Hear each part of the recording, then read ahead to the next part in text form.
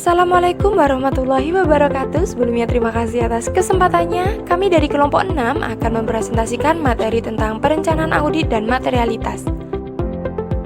Kami beranggotakan ke-1 Mutiara Larasati dengan NIM 694, kedua Muhammad Armansyah dengan NIM 706, ketiga Dini Asrina dengan NIM 779, keempat Yeni Zanuba dengan NIM 780, kelima Fakwalia Agustia dengan NIM 826, keenam Laura Raihani dengan NIM 834, ketujuh Echa Silvia dengan NIM 917, kedelapan Syaifina Ika dengan NIM 919, dan yang kesembilan ada Niputu Wulan dengan NIM 928. Selamat menyaksikan.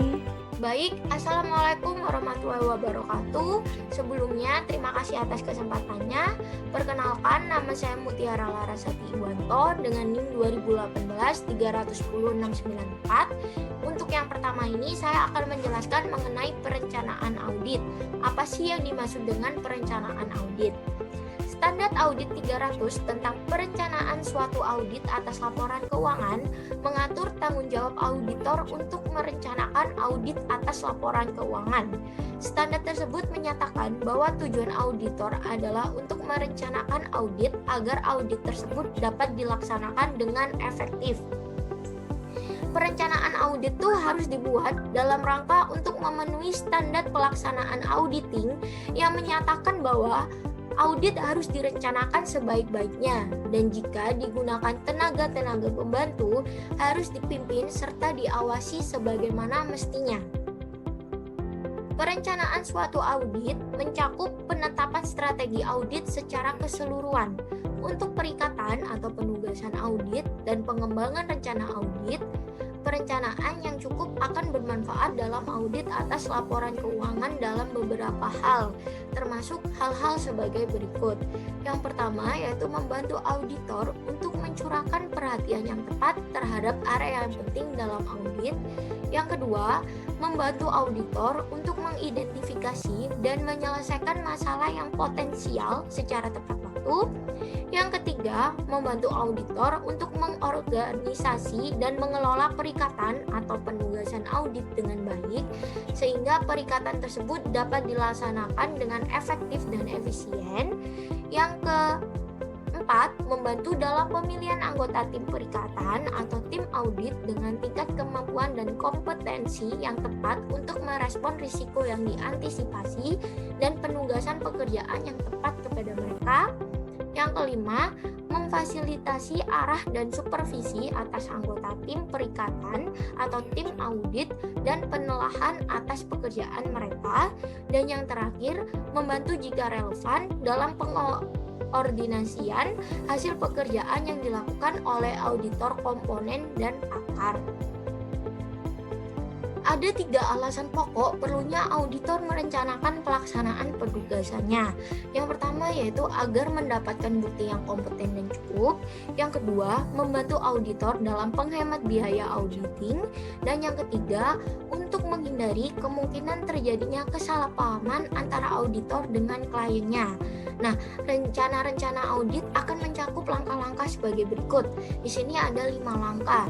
Yang pertama yaitu perolehan pemahaman terhadap usaha klien serta industrinya. Yang kedua, penggunaan prosedur analitis. Yang ketiga, penentuan tingkat materialitas tahap awal. Yang keempat, pertimbangan terhadap risiko audit. Dan yang kelima atau yang terakhir adalah penentuan strategi audit untuk asersi yang penting serta penyusun program audit sementara. Baik, itu saja yang bisa saya sampaikan. Selanjutnya akan dijelaskan oleh rekan saya. Terima kasih. Oke, terima kasih atas kesempatannya. Nama saya Muhammad Armansyah Ramadan dengan 706. Di sini saya akan menjelaskan tentang pemahaman usaha dan industri klien. Dalam proses pemeriksaan atau konsultasi keuangan, seorang auditor wajib untuk memperoleh pengetahuan yang cukup tentang bisnis yang memungkinkan auditor mengidentifikasi dan peristiwa, transaksi, dan praktik yang menurut pertimbangan auditor kemungkinan berdampak signifikan atas laporan keuangan atau atas laporan pemeriksaan atau laporan audit. Pemahaman tentang bisnis dan informasi yang diperoleh berguna untuk penafsiran risiko bawaan dan identifikasi masalah. Perencanaan dan pelaksanaan audit secara efektif dan efisien, melakukan evaluasi bukti audit, penyediaan jasa yang lebih baik bagi klien. Informasi yang perlu diperoleh dari klien atau lingkup industri mereka dalam rangka pengetahuan tentang bisnis yang diharapkan meliputi kondisi ekonomi secara umum, industri tempat klien berusaha, dan rasio-rasio keuangan rata-rata industri. Kualitas klien, karakteristik penting manajemen dan kepemilikan bisnis entitas, produk pasar, pemasok, biaya, dan operasi kinerja keuangan atau prosedur analitik, lingkungan pelaporan, peraturan perundangan yang terkait, kebijakan dan prosedur akuntansi, pihak-pihak yang mempunyai hubungan istimewa, dan nama auditornya. Pihak-pihak yang mempunyai pengaruh signifikan terhadap keputusan manajemen dan kewajiban hukum. Untuk pengetahuan tentang bisnis dan industri klien dapat diperoleh dengan beberapa cara antara lain. Dengan mempelajari kertas kerja audit tahun sebelumnya untuk audit berulang, berbagai peraturan dan perundangan yang berlaku bagi industri maupun klien secara khusus ditelaah. Berbagai publikasi tentang klien, misalnya profil perusahaan, prospektus, laporan tahunan, dan kritik majalah atau koran yang bisa diperoleh dari luar. Perusahaan menjadi bahan untuk mengerti tentang profil klien. Bila diperlukan, lakukan kunjungan pada pabrik dan kantor klien. Usahakan meminta keterangan kepada manajemen dari berbagai tingkatan. Pelajari berbagai dokumen yang diterbitkan oleh klien, misalnya notulen rapat, pedoman, dan sistem akuntansi pelayan jabatan dan anggaran perusahaan. Secara eksternal dapat diperoleh informasi tentang klien dengan meminta keterangan kepada pihak-pihak luar yang mempunyai hubungan dengan klien, misalnya notaris, lawyer, konsultan, pemasok, konsumen, dan pesaing. Mengetahui kondisi keuangan klien bisa didapatkan juga dengan mulai mempelajari rasio-rasio keuangan yang digunakan untuk pembangunan bisnis dan entitas, antara lain kemampuan pembayaran utang jangka pendek, likuiditas jangka pendek, kemampuan memenuhi kewajiban jangka panjang, dan dividen saham preferred maupun rasio operasi dari kinerja. Next. Oke. Berikut adalah prosedur untuk memperoleh informasi atau pengetahuan. Yang pertama, review kertas kerja tahun sebelumnya. Dapat menunjukkan masalah-masalah yang terjadi pada audit sebelumnya dan diperkirakan masih akan berlanjut pada tahun berikutnya. Yang kedua adalah review data perusahaan dan industri. Dapat diperoleh dari membaca data industri yang dikumpulkan oleh kantor akuntan dan publikasi industri yang bersangkutan. Informasi tersebut dapat diperoleh dari membaca dari data industri yang dikumpulkan oleh kantor akuntan dan publikasi industri yang bersangkutan, atau membaca buku-buku pedoman audit dan akuntansi yang diterbitkan oleh organisasi akuntan. Untuk memperoleh data tentang kliennya, auditor dapat mereview akte pendirian atau peraturan hukumnya, membaca notulen rapat direksi dan rapat pemegang saham, analis laporan keuangan tahunan dan interim, keputusan pajak, laporan yang diserahkan kepada lembaga tertentu. Selanjutnya, memahami penerapan peraturan pemerintah, membaca perpanjangan kontrak yang penting, membaca publikasi industri yang berkaitan dengan perkembangan usaha dan industri saat ini. Lalu perincian pabrik dan kantor klien. Dengan peninjauan auditor akan mengetahui tata letak pabrik, proses produksi, hasil produksi utama maupun produksi sampingannya, cara atau metode pengamanan pasien, dan lain sebagainya. Terima kasih. Selanjutnya akan dilanjutkan oleh rekan saya. Terima kasih atas kesempatannya. Perkenalkan, nama saya Dini Asrina dengan NIM 2018-310779. Di sini saya akan melanjutkan presentasi dari rekan saya. Di slide ini, saya akan menjelaskan tentang prosedur untuk memperoleh informasi atau pengetahuan. Nah, 3 prosedur yang sebelumnya sudah dijelaskan oleh rekan saya, sehingga saya akan menjelaskan 2 prosedur yang selanjutnya, yaitu yang pertama, mengadakan wawancara. Wawancara dengan komite audit akan diperoleh wawasan yang lebih luas mengenai usaha dan industri klien. Diskusi dengan manajemen akan dapat mengungkapkan perkembangan usaha dan lebih mengetahui keadaan industri dan peraturan pemerintah yang baru yang dapat mempengaruhi audit secara material. Lalu, yang kedua, penentuan adanya hubungan istimewa. Pengungkapan atas transaksi dalam hubungan istimewa harus meliputi sifat hubungan antara pihak-pihak tersebut, penjelasan-penjelasan mengenai transaksi yang telah terjadi dan jumlah rupiahnya, jumlah utang piutang antara pihak-pihak yang bersangkutan, sekaligus mengenai syarat dan cara penyelesaiannya. Next, Selanjutnya, saya akan menjelaskan melaksanakan prosedur analitis. Prosedur analitis sendiri adalah evaluasi informasi keuangan yang dibuat dengan mempelajari hubungan yang logis antar data keuangan maupun non-keuangan meliputi perbandingan jumlah-jumlah yang tercatat atas harapan yang dikembangkan oleh auditor. Prosedur analitis juga berguna untuk menduga kondisi keuangan klien dan mengurangi luasnya pengujian-pengujian. Prosedur analitis digunakan dalam setiap fase auditing dengan tujuan sebagai berikut. Di sini saya akan hanya menyebutkan tiga fase saja, karena penjelasannya akan dijelaskan oleh rekan saya yang selanjutnya. Yang pertama ada fase perencanaan, yang kedua ada fase pengujian, yang ketiga ada fase kesimpulan audit. Prosedur analitis akan dapat membantu auditor dalam perencanaan dengan yang pertama, meningkatkan pemahaman usaha klien, dan yang kedua, mengidentifikasi hubungan yang tidak umum dan fluktuasi yang tidak diharapkan yang dapat memberikan indikasi adanya kesalahan saji yang material. Penggunaan prosedur audit dalam fase perencanaan yang efektif meliputi penyelesaian langkah-langkah sebagai berikut. Di sini saya akan hanya menyebutkan saja, karena penjelasannya akan dijelaskan oleh rekan saya. Yang pertama, identifikasi perhitungan atau perbandingan yang harus dibuat. Yang kedua, menentukan hasil yang akan diharapkan dengan menentukan pembanding. Yang ketiga, melakukan perhitungan atau pembandingan. Yang keempat, analis data dan mengidentifikasi perbedaan yang penting. Yang kelima, investigasi perbedaan yang tidak diharapkan. Yang keenam, menentukan pengaruhnya terhadap rencana audit. Terima kasih, sekian dari saya. Baik, terima kasih atas kesempatannya. Perkenalkan, nama saya Yeni Sanuba Arifah, NIM 780.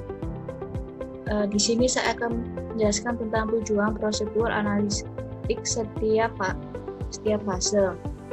Yang tadi sudah dijelaskan oleh teman saya bahwa prosedur analistik digunakan dalam setiap fase auditing dengan tujuan sebagai berikut. Yang pertama yaitu fase perencanaan, yang kedua yaitu fase pengujian, dan yang ketiga yaitu fase keuangan, fase kesimpulan audit. Fase perencanaan. Fase perencanaan digunakan untuk membantu dalam merencanakan sifat, waktu, lingkup, dan prosedur audit. Yang kedua yaitu fase pengujian. Fase pengujian berguna untuk memperoleh bukti mengenai masing-masing asersi yang berhubungan dengan saldo akun atau jenis-jenis transaksi. Yang terakhir yaitu fase kesimpulan audit atau penilaian tahap akhir tentang kewajaran laporan keuangan yang diaudit sebagai review menyeluruh. Next. Selanjutnya yaitu langkah-langkah penyelesaian penggunaan prosedur audit dalam fase perencanaan yang efektif. Yang pertama yaitu pelaksanaan perhitungan atau perbandingan. Adalah untuk menentukan rasio-rasio atau perbandingan yang akan memenuhi harapan auditor atau sesuai dengan tujuannya. Jenis perhitungan dan perbandingan yang pada umumnya digunakan antara lain adalah yang pertama yaitu perbandingan data absolut, yang kedua yaitu persentase per komponen atau analisa vertikal, yang ketiga yaitu analisa rasio, dan yang terakhir yaitu analisa kecenderungan atau trend analysis. Yang kedua yaitu harapan dan perbandingan. Alasan penggunaan prosedur analistik dalam audit adalah bahwa hubungan antar data diharapkan dapat memberikan identifikasi tentang kondisi yang tidak diketahui. Berikut contoh sumber informasi yang digunakan sebagai pembanding. Yang pertama yaitu informasi keuangan periode sebelumnya, yang dapat dibandingkan dengan memperhatikan perubahan yang diketahui. Yang kedua yaitu hasil yang diantisipasikan. Yang ketiga yaitu hubungan antar unsur-unsur informasi keuangan dalam suatu periode. Yang ketiga yaitu informasi industri dan informasi industri tempat klien berusaha. Yang terakhir yaitu hubungan informasi keuangan dengan informasi non-keuangan yang relevan. Yang ketiga yaitu pelaksanaan perhitungan atau perbandingan yang harus dibuat, yaitu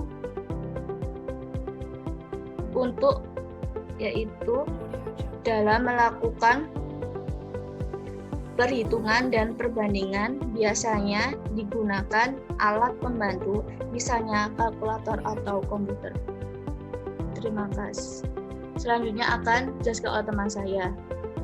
Baik, terima kasih atas kesempatannya. Perkenalkan, nama saya Pakuali Agustia dengan NIM 826. Di sini saya akan melanjutkan presentasi dari rekan saya. Langkah-langkah penyelesaian penggunaan prosedur audit dalam fase perencanaan yang efektif. Selanjutnya ada analisa data dan menentukan perbedaan penting. Pada tahap ini diperlukan pemahaman terhadap usaha klien. Dalam menganalisa perhitungan dan pembandingan, diperlukan pemahaman terhadap usaha klien. Misalnya, dalam pembandingan data perusahaan tahun berjalan dengan tahun sebelumnya akan dapat membantu auditor dalam memahami pengaruh kejadian dan keputusan penting terhadap laporan keuangan klien.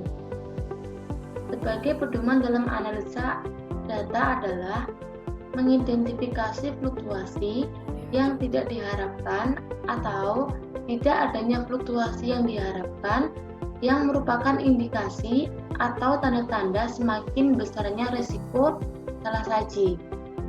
Hal yang paling sulit dalam tahap analisa adalah menentukan besarnya perbedaan atau fluktuasi yang memerlukan tindakan investigasi lebih lanjut. Dalam penentuan besarnya perbedaan atau fluktuasi, ada yang menggunakan model statistik. Namun, ada pula yang menggunakan rumus-rumus sederhana. Misalnya, perbedaan yang melebihi jumlah rupiah tertentu yang ditetapkan, suatu persentase tertentu atau kombinasi antara keduanya, yaitu jumlah rupiah dan persentase. Selanjutnya, ada investigasi perbedaan yang tidak diharapkan. Adanya perbedaan atau fluktuasi yang tidak diharapkan harus diinvestigasi dengan mempertimbangkan kembali metode dan faktor yang digunakan dalam mengembangkan harapan wawancara dengan manajemen. Kadang-kadang informasi baru akan mendukung perlunya revisi terhadap harapan yang telah dibuat. Jika penjelasan mengenai perbedaan tersebut tidak diperoleh, maka auditor harus menentukan pengaruhnya terhadap perencanaan auditnya. Lalu selanjutnya, menentukan pengaruhnya terhadap rencana audit. Dalam beberapa hal, auditor biasanya merencanakan untuk melakukan pengujian lebih rinci.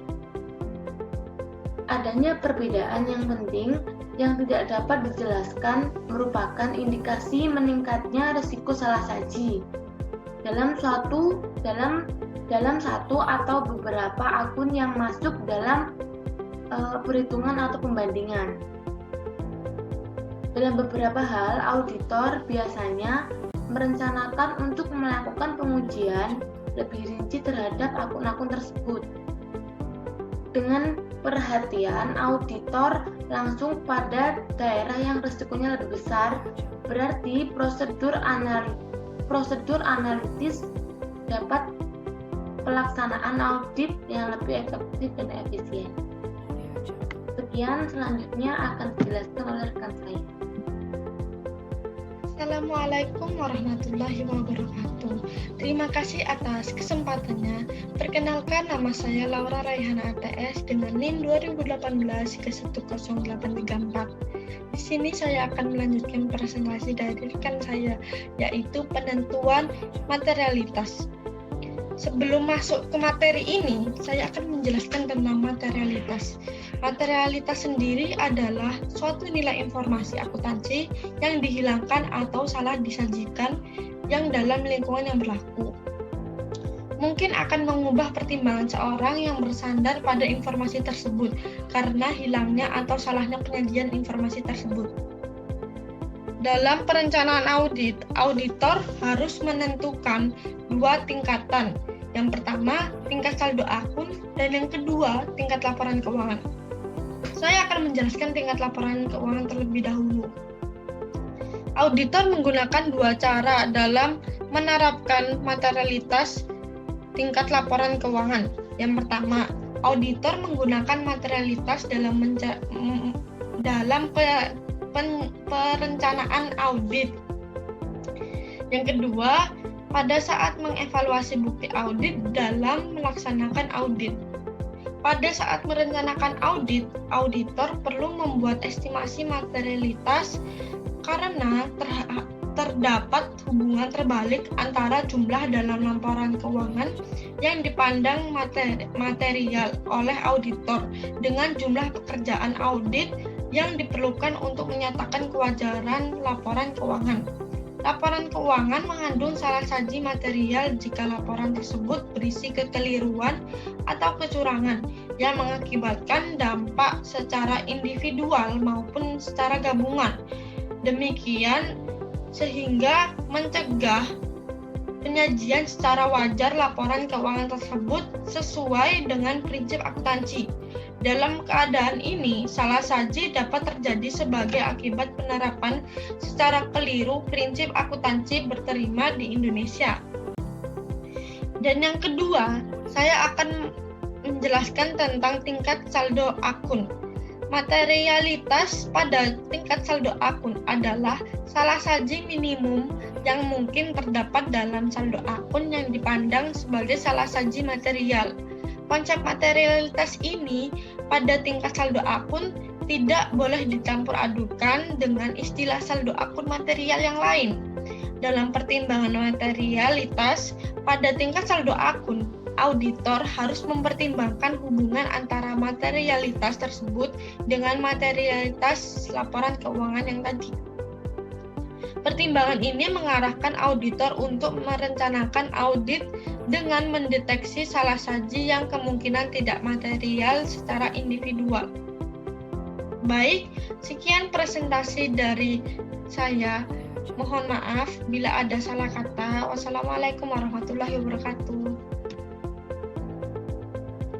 Terima kasih atas kesempatannya. Nama saya Eca Sulfian Nurfadila, NIM 2018-10917. Di sini saya akan melanjutkan presentasi dari rekan saya, yaitu mengenai resiko audit. Nah, apa sih itu resiko audit? Nah, resiko audit itu merupakan resiko bahwa auditor secara tidak sadar gagal untuk menyesuaikan pendapatnya atas laporan keuangan yang salah saji secara material. Nah, maksudnya apa sih? Nah, tidak mungkin kan auditor itu memeriksa semua transaksi yang terjadi, transaksi akun per akun, karena keterbatasan waktu. Nah, oleh karena itu, auditor tidak bisa memberikan keyakinan bahwa laporan keuangan yang telah diaudit itu 100% telah bebas dari salah saji material. Nah, maka muncullah resiko audit itu. Misal, auditor itu menganggap keyakinan yang memadai pada tingkat kepastian 95% bahwa laporan keuangan telah bebas dari salah saji material. Maka 5% sisanya kemungkinan auditor tidak tepat dalam memberikan opini atau disebut resiko audit. Nah, karena adanya resiko audit itu, maka wajib bagi auditor untuk mengukur resiko audit terlebih dahulu sebelum mulai menjalankan proses pemeriksaan. Nah, dapat disimpulkan bahwa resiko audit itu merupakan resiko memberikan opini yang tidak tepat atas salah saji material pada laporan keuangan, atau kemungkinan resiko salah saji material yang bisa lolos dari proses audit jika auditor tidak melakukan tugasnya dengan cermat. Nah, berikut ada komponen resiko audit. Yang pertama ada resiko melekat atau resiko bawahan, yang kedua ada resiko pengendalian, yang ketiga ada resiko penemuan, dan yang terakhir ada hubungan resiko dan bukti audit. Nah, yang pertama ada resiko melekat. Secara singkatnya dapat diartikan sebagai suatu resiko yang disebabkan oleh sifat dari akun tersebut. Maksudnya apa sih? Resiko itu mungkin timbul akibat dari karakter bawaan dari suatu transaksi itu. Contoh, perhitungan yang rumit akan lebih rentan salah saji material kalau dibandingkan dengan perhitungan sederhana. Ya kayak gitu ya. Dan untuk yang kedua, ada resiko pengendalian. Nah, resiko pengendalian ini merupakan suatu fungsi keefektifan struktur pengendalian intern. Nah, sama halnya dengan resiko melekat atau bawahan tadi, tingkat resiko pengendalian yang sesungguhnya pada suatu asersi tidak dapat diubah ataupun dikendalikan oleh auditor.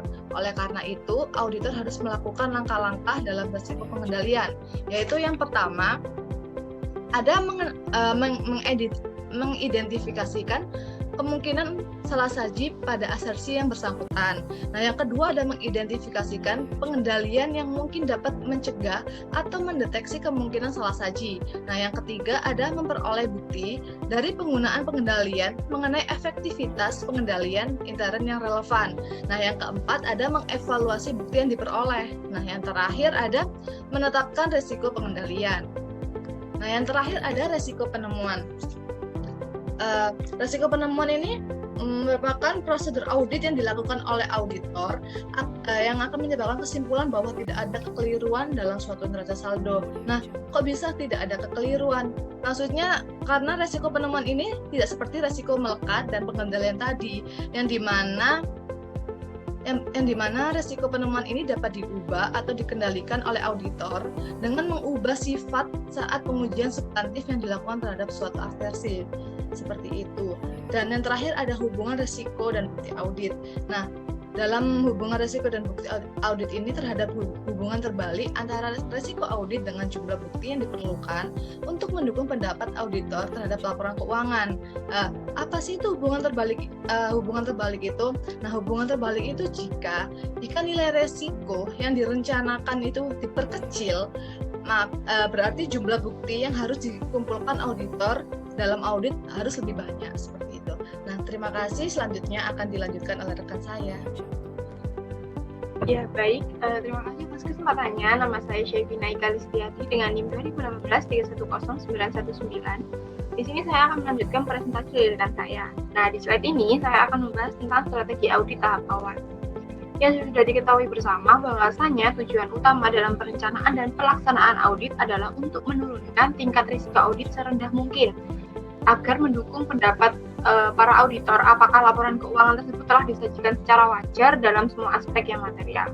Nah, strategi audit di sini berupa strategi awal atau preliminary audit strategi, di mana strategi ini timbul ketika melihat adanya hubungan antara tingkat materialitas, resiko audit, dan bukti audit.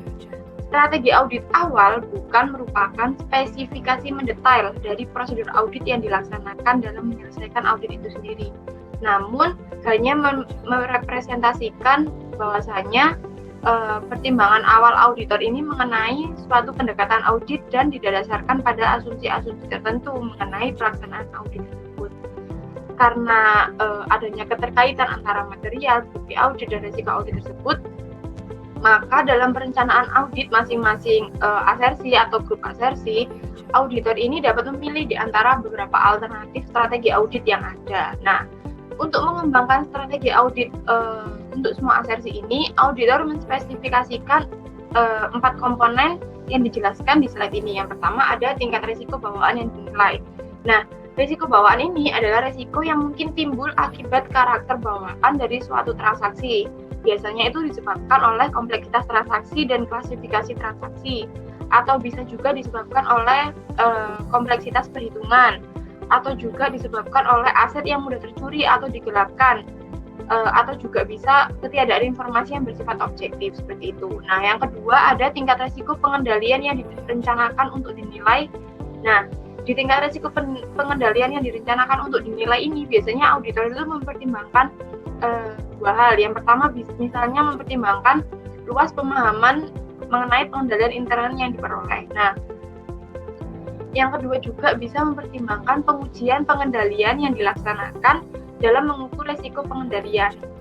Maka dari itu, tujuan dari tingkat resiko pengendalian yang direncanakan untuk nilai ini adalah membantu auditor dalam membuat pertimbangan mengenai risiko salah saji material dalam asensi laporan keuangan. Nah, yang ketiga ada tingkat risiko prosedur analitis yang direncanakan untuk dinilai. Nah, di sini juga biasanya auditor mempertimbangkan dua hal. Yang pertama, mempertimbangkan luas pemahaman tentang bisnis industri yang diperoleh, atau bisa juga mempertimbangkan tentang prosedur analitis yang akan dilaksanakan untuk menyediakan bukti mengenai penyajian wajar dari suatu asersi. Dan yang terakhir itu ada pengujian rincian substantif yang direncanakan. Nah, apabila ini itu dikombinasikan dengan prosedur lain, maka ini akan bertujuan untuk mengurangi resiko audit hingga tingkat rendah yang sesuai dan dapat diterima. Selanjutnya ada dua pendekatan atau alternatif strategi audit yang nanti akan dijelaskan oleh rekan saya. Sekian presentasi dari saya, terima kasih. Terima kasih atas kesempatannya. Perkenalkan, nama saya Niputu Saswati Dewi dengan NIM 2018-310928. Kali ini saya akan melanjutkan presentasi dari rekan saya, yaitu mengenai pendekatan atau alternatif strategi audit. Di sini terdapat dua pendekatan, yaitu yang pertama ada pendekatan mengutamakan substantif, dan yang kedua adalah pendekatan tingkat resiko pengendalian rendah. Nah, di pendekatan yang pertama ini, auditor menetapkan komponen-komponen strategi audit dengan menggunakan tingkat resiko pengendalian yang direncanakan pada tingkat maksimal. Kemudian merencanakan untuk memperoleh pemahaman yang minimum atas bagian struktur pengendalian intern yang relevan. Kemudian merencanakan sedikit pengujian pengendalian jika ada. Dan yang terakhir dengan merencanakan pengujian substantif secara ekstensif didasarkan pada tingkat resiko penemuan yang rendah. Nah, pada pendekatan ini itu strategi audit dapat dipilih jika auditor berkesimpulan bahwa biaya melaksanakan prosedur tambahan untuk memperoleh pemahaman struktur pengendalian intern dan pengujian pengendalian untuk mendukung tingkat resiko pengendalian terendah akan lebih besar daripada biaya melaksanakan pengujian substantif yang lebih mendalam. Nah, dan pendekatan yang kedua adalah pendekatan tingkat resiko pengendalian rendah. Pada pendekatan ini itu para auditor menetapkan komponen-komponen strategi audit dengan menggunakan tingkat resiko pengendalian yang direncanakan pada tingkat menengah atau rendah. Kemudian merencanakan untuk mendapatkan pemahaman secara ekstensif terhadap bagian struktur pengendalian intern yang relevan. Kemudian yang ketiga ada merencanakan pengujian pengendalian yang ekstensif. Dan yang keempat, merencanakan membatasi pengujian substantif didasarkan pada tingkat resiko penemuan yang menengah atau tinggi. Pada pendekatan ini itu strategi audit dapat dipilih apabila dia percaya bahwa pengendalian yang berkaitan dengan suatu asersi telah dirancang dengan baik dan sangat efektif. Pendekatan ini tuh juga pada umumnya digunakan terutama untuk audit ulangan, bukan audit yang pertama. Nah, di sini itu program audit hendaknya dirancang sedemikian rupa untuk tiap-tiap tugas audit sesuai dengan kebutuhan, sehingga berguna sebagai bukti adanya perencanaan yang baik, kemudian sebagai petunjuk bagi anggota tim audit atau asisten, lalu sebagai bukti atas pekerjaan-pekerjaan yang telah dilakukan oleh auditor, lalu sebagai alat untuk mengawasi kerja asisten dan waktu yang dipakai untuk melaksanakan tugas auditing. Dan yang kelima dan yang terakhir itu dapat digunakan sebagai bukti dipertimbangkannya pengendalian intern yang berlaku pada prosedur-prosedur audit yang dilakukan. Sekian presentasi dari kelompok kami, kurang lebihnya kami mohon maaf dan terima kasih. Halo rekan-rekan, terima kasih ya sudah menonton video kami, semoga bermanfaat.